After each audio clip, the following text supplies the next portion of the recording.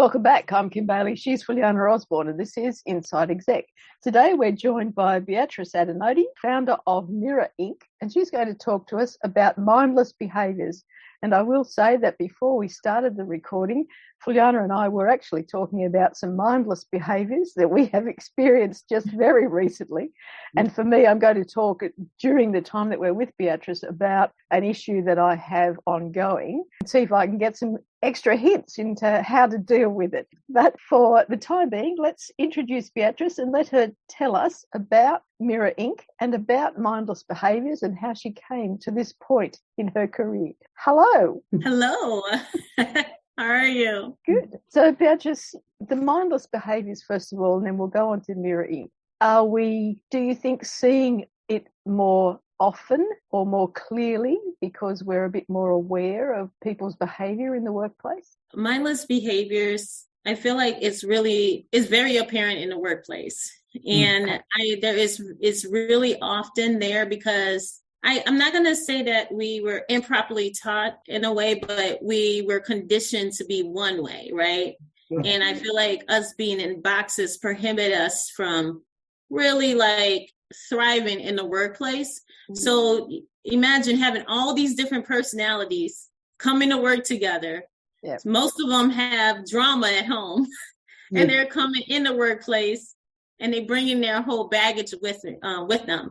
So a lot of the mindlessness basically bleed through the workplace based on even personal account that we even deal with. So do you think that it's become more prevalent in the last couple of years when we've had to deal with outside issues over which we've got no control? So the pandemic meant that we were working differently. We were working in different places. That situation where they've got behaviours that are fed by some other influence over which they might have some control. Added to that, the situation now where we've got no control, is that leading to more or reinforcing the mindless behaviour? I feel like the mindless behaviors in the last 2 years, we have started to become aware of them. Yeah, okay. I feel like we had them for hundreds, I can even say hundreds of years, even studying a lot of like the old texts and the literature and history.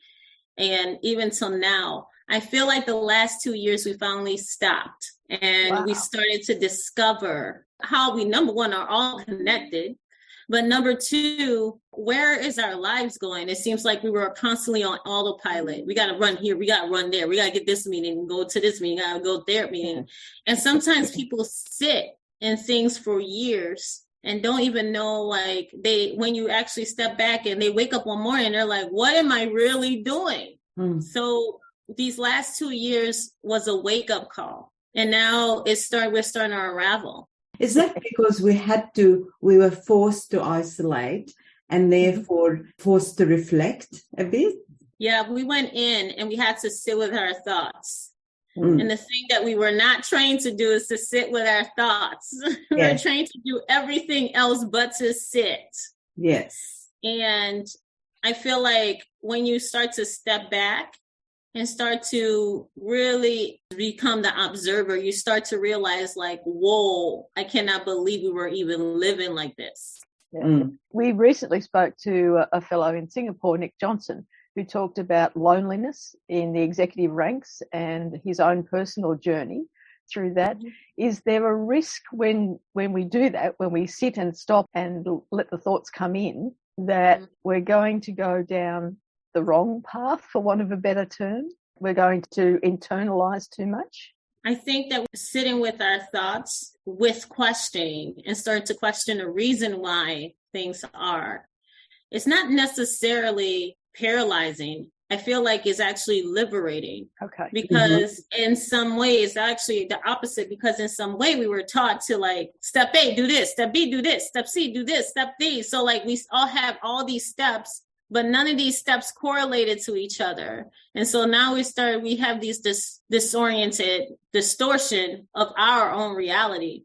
So I think our thoughts, how we think of things, sometimes gives us clarity, especially if we're asking the right questions. Yeah. And so the book that you've written, did that come from you recognizing it or you observing? both recognizing it, but at the same time, and within myself, but at the same time, even becoming an observer and realizing there is a pattern as well. Yeah. So these mindless behaviors didn't come out of nowhere. It's something that was passed down to us. It's something that we picked up along the way. It's even something that through some of the societal ways of being is something that we adapted because we think it's quote unquote normal. Okay, so the first question we sent you was, now that we've got done to the first question, how do we recognize the mindless behavior and the mindless behavior patterns? So I know this is going to be, it might be cliche, but it might not be. We do recognize this when we're in a constant state of chaos. Okay. So like, let's think of something that's giving you a trouble in your, like really trouble in your life. That is not trouble, challenging, right? Mm-hmm. And to recognize it is almost like, well, ask that question, why is this pattern? What am I not seeing on the reason why this is reoccurring? Or why is this a challenge, right? How you basically discover the pattern is, okay, so this situation happened, but this situation happened before in a different way. So what pattern and behavior pattern within me is causing this challenge to happen to me? Yeah. And so if we're seeing that, because this is very close to home at the moment, if we're seeing that in someone that works for us or a colleague that we have to work with in some fashion, how do we manage it? How do we manage it? If it's within a profession, that's what you're saying? Yeah. Well, you start to shift the way you view the profession or shift the way you do things. You know, sometimes like, you know, rules are there, but at the same time, they didn't say, they just give you these list of rules. Didn't mean that you cannot navigate within the rules. There are always loopholes. So,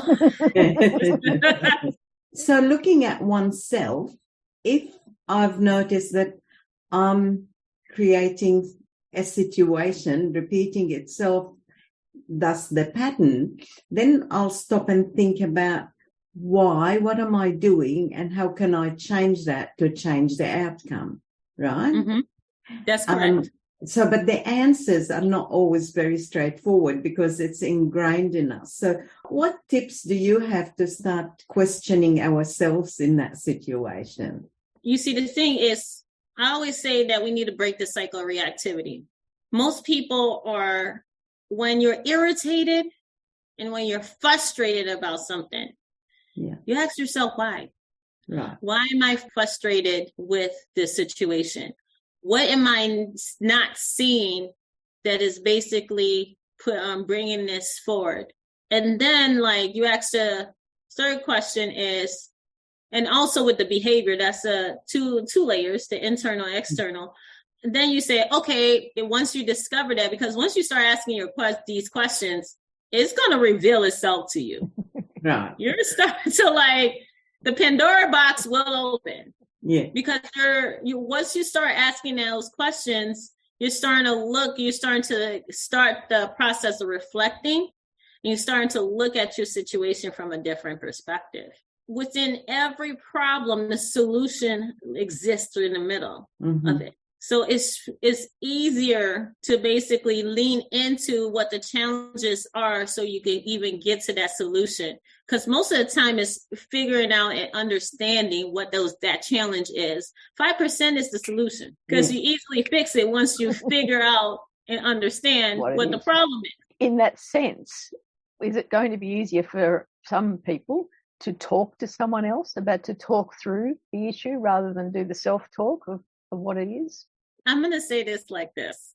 Okay. It's great to talk through problems with people. The challenge, this is the battlefield that we're in. Nobody wants to be told what to do. So like, it's funny. You can think about the times that you use your friend as a sounding board, then your friend offer you advice and you're like, don't tell me what to do. Like, you like, it has that feeling. So like, you're not listening to it because there is some level of, if you tell me what to do, they infuse in their beliefs on me, which that is not the case. It's offering friendly advice. Or they're looking at it from a different perspective. You know, sometimes they can see through the mist. They can see through the mindless behavior that you've got to say, you know, you've got to stop doing that. You've got to start doing this. I'm going to tell you one thing. It's challenging for human beings to look at it from a different perspective if you always think you're right. Yes. Aren't we? Everybody has a stance on something, and they believe it wholeheartedly to a degree that nothing else matters. Doesn't matter who tells you something, even if you come bring it to them. It's just almost like there's just tunnel vision, right? But that's how we were conditioned in school. If you think about the teacher, you start asking the teacher a few questions. After a while, if the teacher don't even know the answer, the teacher's like, because I told you so. Go sit down.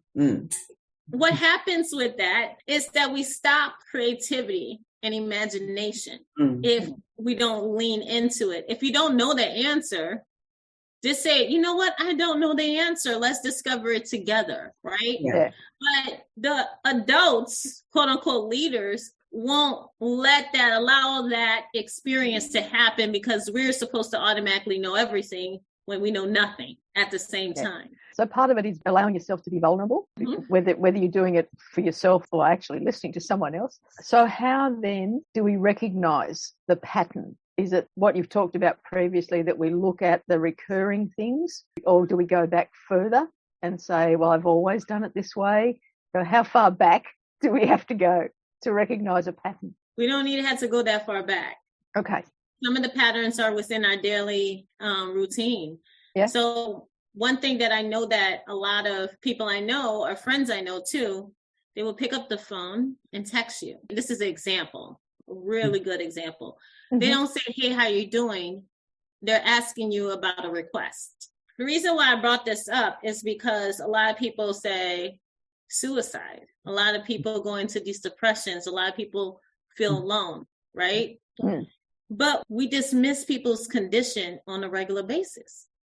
We don't say, hey, how you doing? We say, hey, how you doing? Can you do me a favor? Worse, we say, I don't want to interrupt you, but I just want to do this. Yes. Yeah. So where did those habits come from? So these are societal habits, right?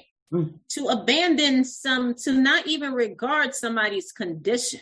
That's already a level of disrespect, right?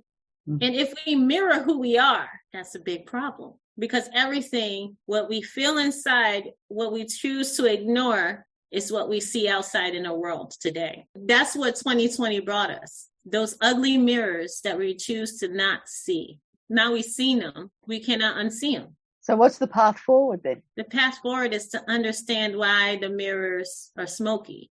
And once you understand it, I would say internalize what you understand. Okay. Then that's where change really happens. Because change is not going to happen in these circles. It's going to start with us. And it's going to be hard. That is the biggest challenge. You see, the thing is, everybody want to tear down the system when the system is not working. But the problem is we are participants of the system that is broken. So now if you tear down and rip this system apart and didn't understand why the system was broken in the first place, we're going to build a system in the mirror of it and basically make the same mistakes that we hated that brought the previous system to its knees. So it's kind of doing the same thing over and over and over again. So you're saying that because we are part of the system, what we should be looking at is, what am I doing to contribute to this current system that's not working? And what can I change within me, as in practice, behavior, approach, or whatever it is, to make it better? Is it sort of taking responsibility as an individual? We have to take accountability because it's all our fault. It's our fault that we have reacted to the behaviors. It's our fault that the behaviors have perpetuated the way it is. And it's our fault that we enabled this bad behavior to wreak havoc in our lives. So once we start to take that accountability, which I talk about in my book, that it's like the victim and the victor, the blame versus the accountability, right? Yep. And I don't want to go too much into politics, but we have a lot of like politicians that like to play the game, blame game, like this person did that one, that person did this, and they all like this, right? Nobody comes up and said, I apologize It is all our responsibility. We need to clean it up, and we need to understand why this happened and how we can move forward in a strategic way that would bring us to another level of life, another level of living. Which goes back to what you said earlier about we are conditioned to think that way, because that is exactly what we're taught at school is get it right or you're out, basically. Yeah. And you don't have to take responsibility for anything. It's always someone else's fault. We have a saying here in this household that, they've got the blame thrower out. It's time to take a break in our discussion with Beatrice Adenodi. Join us for part 2 next time. For now, I'm Kim Bailey. She's Fuliana Osborne, and this is Inside Exec.